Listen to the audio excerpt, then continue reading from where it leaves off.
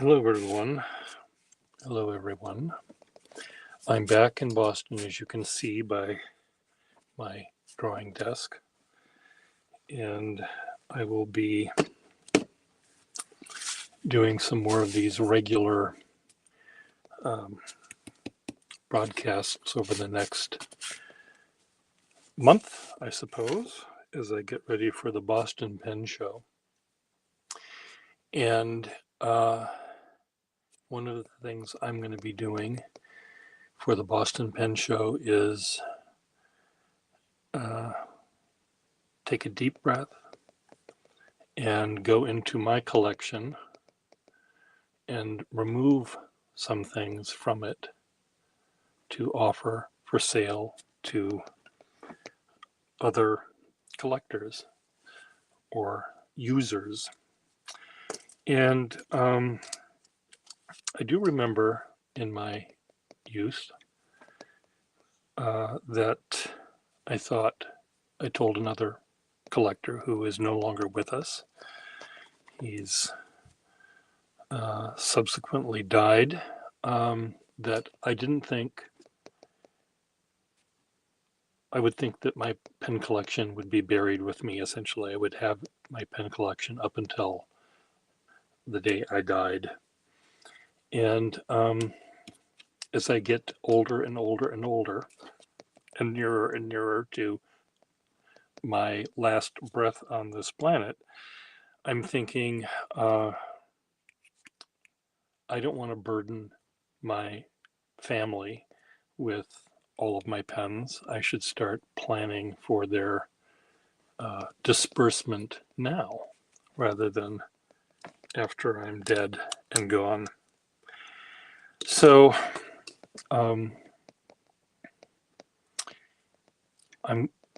that's in the back of my brain. What else is in the back of my brain? In the front of my brain, maybe not so much in the back, is my need for ready money, cash money to pay bills and to plan on the rest of my life. So selling pens to get money to pay bills is part of also what I'm thinking about. But let's pretend I was going to live forever, and let's pretend money was no object. There's still an evolution of a pen collector that we all go through. All of us pen collectors, we find a pen or two, or we inherit a pen or two, and we think, oh, these are fun. Let's collect another one and another one, and then suddenly we have 20 pens or 30 pens or 40 pens or 4,000 pens, and we realize that we're a collector. And how do we refine our collecting, or how do we keep the joy of collecting going? That's another issue. And I'm going to be talking with collectors and their journeys, sharing with them my journey. And the first person that I'm going to be talking to this about, I will be doing it tomorrow with my friend Cedar Bylard from California. And he and I met on this very station somehow.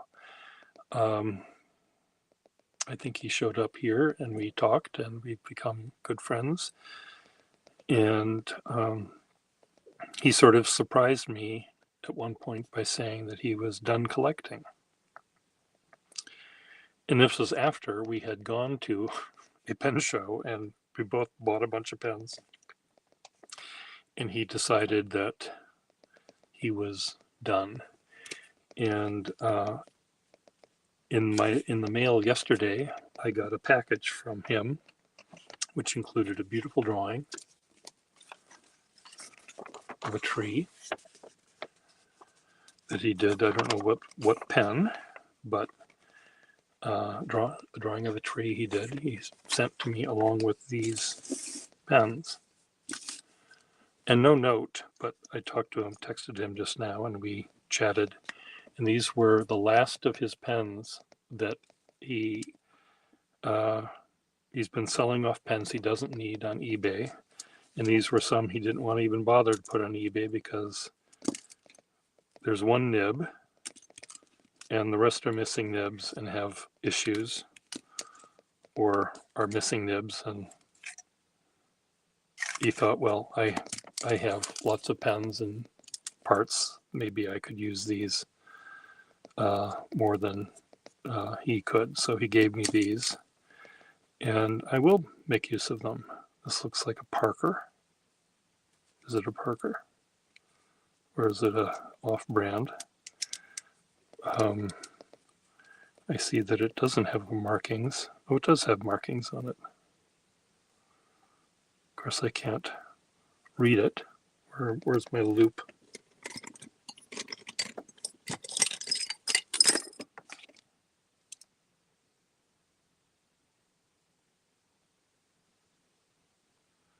What's a Webster?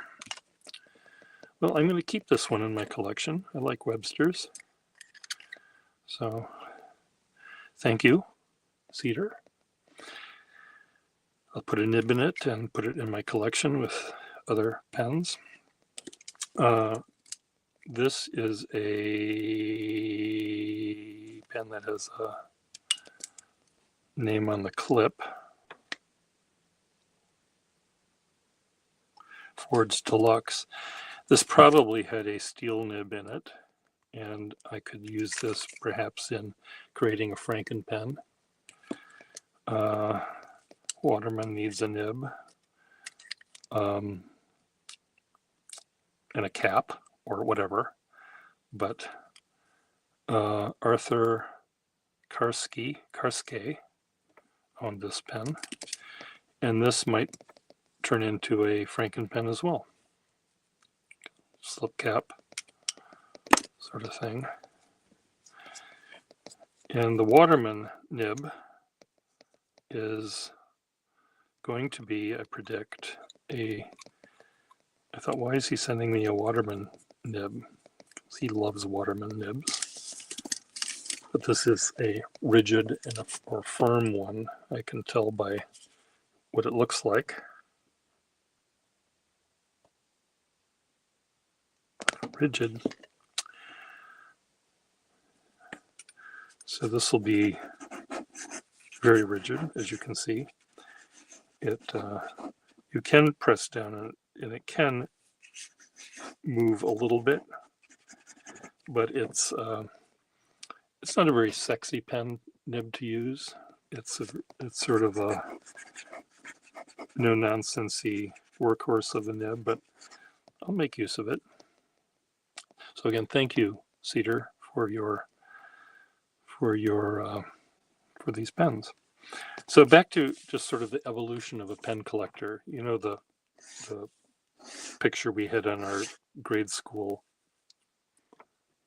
wall of the monkey turning into a different kind of a monkey, turning into a different kind of a monkey, turning into a nude man walking, and then maybe turning into a nude man, a clothed man with a briefcase, stockbroker kind of person carrying his briefcase and smoking a pipe or whatever. So, I mean, the evolution of a pen collector usually becomes more and more and more sophisticated as you get older. Sometimes you don't. I mean, sometimes, I guess you always become more sophisticated somehow. There's always a progression in collecting. It may be that the path you take might be a weird path. Let's say you liked pens that had really crazy plastics. Well, some of the craziest plastics you found in pens were done by pen companies that produce pretty low quality pens. They put their money into the flash of fun looking plastics rather than in the pen nibs. So your collection may, from a sophisticated point of view, might be regressive rather than progressive. But most of the time we progress. Not me particularly. I think, well, I don't know. See, again, my collection is stranger than most people's. I like pens that have names engraved on them where most people don't like names. So people might think, sophisticated pen collectors might think, why am I selling the mint pen without a name in it and keeping the one that has a name? That's crazy, Per Gustafson. Well, I like those kind of pens. I like the pens that only its mother could love. I like pens that have wear and not careless damage, but I don't mind pens that are used, show well worn out of use. I like those kind of pens. So anyway, I'm going to be talking with Cedar tomorrow at noon, my time, Eastern time, or 1 or something. It's going to be 9 o'clock his time. He's in California. What did he say? Let me just look it up here. What did he say it was going to be?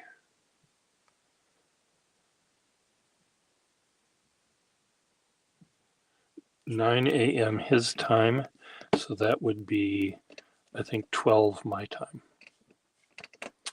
He's in California, and I don't know if it's going to be he and I just talking face to face, where you'll see our faces and our mouths move, or whether we'll be aiming our camera down. I haven't figured that out yet, but it's just going to be a candid conversation about getting to the point. In his case, it's getting to the point where he's done. He's done collecting. He has all the pens he wants, and now he's done.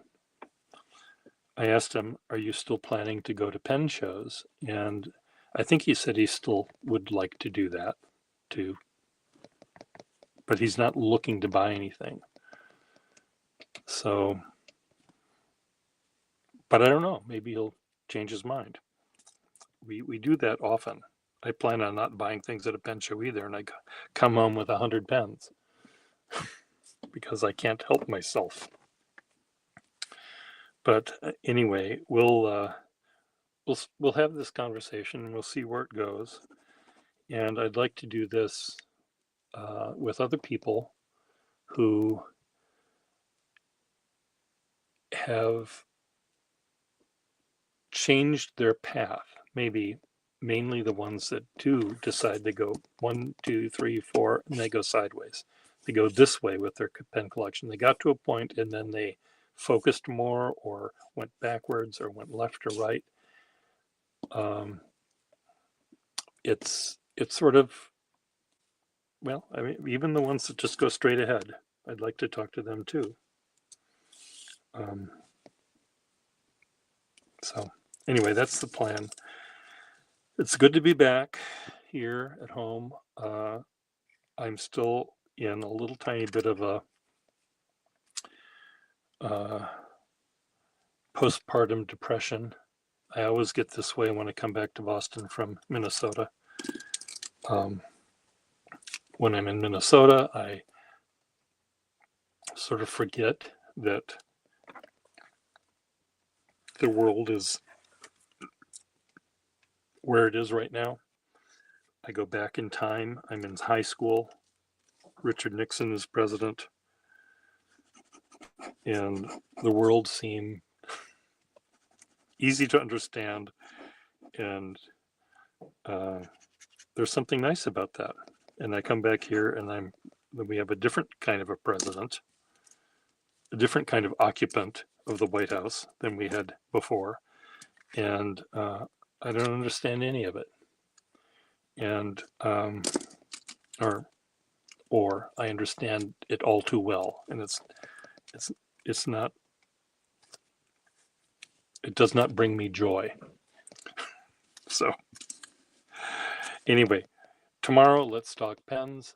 Cedar and I will be talking about our collection. If any of you guys want me to maybe have a similar conversation with you, where you